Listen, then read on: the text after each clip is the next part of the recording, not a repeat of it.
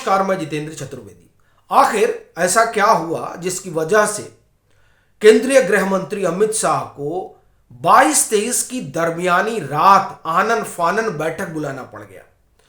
यह तकरीबन 12:30 बजे रात की बात है जब बैठक हुई। अब ये देखिए, बहुत महत्वपूर्ण है घटनाक्रम। आप देखिए, प्रधानमंत्री नरेंद्र मोदी G20 शिखर सम्मेलन को लेकर जो है वो दक्षिण अफ्रीका में है। इधर दिल्ली धमाके से जुड़ी हुई जो जांच पड़ताल चल रही है, उस जांच पड़ताल में कई सारे जो आप ये कहें कि एंगल हैं निकल कर सामने आ रहे हैं। उसमें ICS का भी आ रहा है, अलकायदा का भी आ रहा है, और कुछ एक संकेत और संदेश तो इतने भयावह हैं कि जिसके बारे में अभी सरकार भी बात नहीं कर रही है। ये बड़ी चीज है, जिसमें से एक आप कहें कि जो कश्मीर में चीजें निकल कर सामने आ रही हैं। ये सब हो रहा है साहब। इसी दरमियान जो लेफ्टिनेंट जनरल मनोज कुमार कटियार हैं, उनका एक बयान आता है जिसमें वो कहते हैं कि अब जो पाकिस्तान से लड़ाई होनी है ना, उसमें हर फ्रंट खुलेगा। यानी हम जमीन पर भी लड़ेंगे, हम आसमान पर भी लड़ेंगे, हम पानी में भी लड़ेंगे, और इंफॉर्मेशन वॉरफेयर भी चलेगा। यानी वो कह रहे हैं कि फुल फ्लैश होगा। और फिर वो आगे बोल रहे हैं कि पाकिस्तान ऐसे नहीं मानेगा। वो जब हम उसकी जमीन ले लेंगे ना, तब वो कहेगा कि हम वार हारे हैं। ये बात 22 तारीख की है। ठीक, 22-23 तारीख की दरमियानी रात कौन बैठ रहा है? केंद्रीय गृह मंत्री बैठ रहे हैं। अब इसी को थोड़ा आगे बढ़ाइए। रक्षा मंत्री राजनाथ सिंह 23 तारीख को एक बयान दे रहे हैं। एक कार्यक्रम में वो बोलते हैं, वो लालकृष्ण आडवाणी का कोट कह रहे हैं कि ये आडवाणी जी का कोट है। लेकिन बड़ी बात यह है, आडवाणी जी का कोट एक ऐसे समय में कोट करना बहुत कुछ संकेत दे रहा है, बहुत कुछ संदेश दे रहा है। उन्होंने क्या कहा? उन्होंने कहा कि देखिए, सिंधु जो है वो हमारे लिए बड़ी पवित्र नदी रही है, मतलब नदी है, और सिंधु जो है वो हमारी आप ये कहें कि सांस्कृतिक विरासत है, सिंधु प्रांत। और अभी ठीक बात है, वो अब हमारा हिस्सा नहीं है, लेकिन जमीन है, सीमाएं कभी भी बदल जाती हैं। ये राजनाथ सिंह कह रहे हैं। इसका मतलब यह हुआ कि केंद्रीय गृह मंत्री के यहां आधी रात जो बैठक हुई है, उस बैठक में कुछ बड़ा तय हुआ है। ये मैं इसलिए भी कह रहा हूं क्योंकि ये 21 और 22, देखिए, ये जो आधी रात को हुआ वो एक घटना, लेकिन इससे पहले 21 और 22 को एक और घटना होती है। दिन 21 और 22 के दिन में 21 को सेना जो है वो ऑर्डर देती है DRDO को कि हमको एंटी ड्रोन सिस्टम चाहिए। 22 तारीख को खबर यह आती है कि जो एयरपोर्ट है, सिविल एविएशन भी खरीदने जा रहा है एंटी ड्रोन। ये जो संकेत है ना साहब, ये संकेत सामान्य नहीं है, साधारण नहीं है। क्या कुछ जो है हलचल बढ़ने वाली है? फिर आप कहेंगे कि आप तो इसी तरह की बात कर रहे हैं। ये देखिए, आधी रात बैठक होना और उस बैठक के आगे पीछे जिस तरह का घटनाक्रम चल रहा है, उस पर अगर आप गौर करें तो ये चीजें सामान्य नहीं चल रही हैं, ये असाधारण है। फिर इसी में आप जोड़िए सिलीगुड़ी कॉरिडोर। सिलीगुड़ी टाइम्स ने एक खबर की है, और यह खबर भी कल ही की है।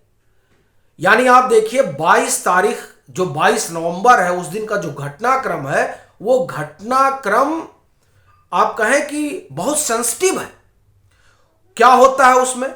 उस दिन जो है CRPF, उस दिन जो है ये ITBP, इंटेलिजेंस के तमाम लोग ये मीटिंग करते हैं। और ये जो मीटिंग हो रही है, वो एक मीटिंग ऐसे परिदृश्य में हो रही है, ऐसे बैकग्राउंड में हो रही है जब दिल्ली धमाका हुआ। और दिल्ली धमाके में पाकिस्तान, बांग्लादेश और फिर टर्की तक के एंगल आए। और अगर आप बांग्लादेश के एंगल की बात करें तो सिलीगुड़ी कॉरिडोर के से ज्यादा दूर जो है लाल मुनिर हाट एयरबेस नहीं है। उस एयरबेस पर रडार लगाए जा रहे हैं, वहां पर फाइटर प्लेन जो है वो तैनात किए जा रहे हैं लाल मुनिर हाट एयरबेस पर। फिर एसआईआर की वजह से बांग्लादेश की जो सीमा है उस पर मूवमेंट बहुत बढ़ गया है। ढेर सारा यहां से यानी पश्चिम बंगाल से लोग भाग कर जा रहे हैं, पश्चिम बंगाल से जा रहे हैं और बांग्लादेश के भीतर स्थिति पैनिक हो रखी है। वहां पर शेख हसीना को लेकर जो ऑर्डर आया उनकी कोर्ट का, उस कोर्ट में जिसमें उसमें डेथ सेंटेंस दिया गया, उसके बाद से वहां आवामी लीग और उसके समर्थक सड़क पर है।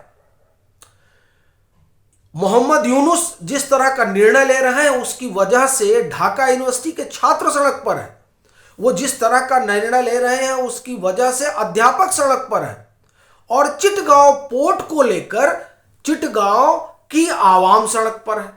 यानी जो हमारी पूर्वी सीमा है उस पूर्वी सीमा पर बहुत ज्यादा हलचल है। और हलचल का आलम देखिए, बांग्लादेश में सीआईए एक्टिवेट है, बांग्लादेश में चाइनीज इंटेलिजेंस एक्टिवेट है, बांग्लादेश में आईएसआई एक्टिवेट है, जैश का कैंप लगा हुआ है, लश्कर का कैंप लगा हुआ है, वहां जमात एक्टिवेट है। कई सारे जो आतंकवादी थे जिनको शेख हसीना ने अपने रहते हुए सत्ता में जेल में डाला था, कट्टरपंथियों को जेल में डाला था, उन सब को यूनुस ने बाहर निकाल दिया है। वो किसी भी स्थिति में वहां चुनाव नहीं कराना चाहते हैं और बांग्लादेश में एक तरह से आप कहें कि अराजक की स्थिति पैदा करना चाहते हैं, ताकि चुनाव वाली संभावना ये कहकर टाला जा सके कि हम जो है वो अभी पहले कानून व्यवस्था सुधारें तब चुनाव कराएंगे। अब आप देखिए ये हमारे पड़ोस में हो रहा है और इस पृष्ठभूमि में सिलीगुड़ी में बैठक हो रही है और आप देखिए 22 तारीख को ही सब हो रहा है। ये इंटेलिजेंस, वहां इंटेलिजेंस के लोग भी हैं और ये खबर जो हमने देखा वो सिलीगुड़ी टाइम्स ने किया, वो आप भी जाकर देख सकते हैं। अब ये बहुत महत्वपूर्ण हो जाता है कि बैठक चल रही है और देखिए जितने लोग बैठे हैं अभी वहां पर, ये चाहे सीआरपीएफ हो, आईटीबी हो, एसएसबी हो, ये सभी बीएसएफ हो, ये कौन लोग हैं? ये वो लोग हैं जो केंद्रीय गृह मंत्रालय के अंतर्गत आते हैं। फिर इंटेलिजेंस के लोग बैठे हैं, यानी उसका सीधा संबंध किससे हो रहा है? राष्ट्रीय सुरक्षा सलाहकार डोभाल साहब से। और अभी डोभाल साहब से मिलकर बांग्लादेश के एनएसए गए हैं। पाकिस्तान में जिस तरह की हलचल है उसको लेकर अफगानिस्तान के जो मंत्री हैं वो आए हुए हैं। पाकिस्तान में एक तरह से कहें कि अलग ही तरीके का मामला चल रहा है। यहां हमारे यहां बैठकें होती हैं, हमारे यहां तैयारियां होती हैं, हमारे सेना के अधिकारी बयान देते हैं और उससे ख्वाजा आसिफ जो उनके रक्षा मंत्री हैं उनकी पतलूम, बाकी तो आप समझ ही रहे हैं क्या कुछ हो जा रहा है।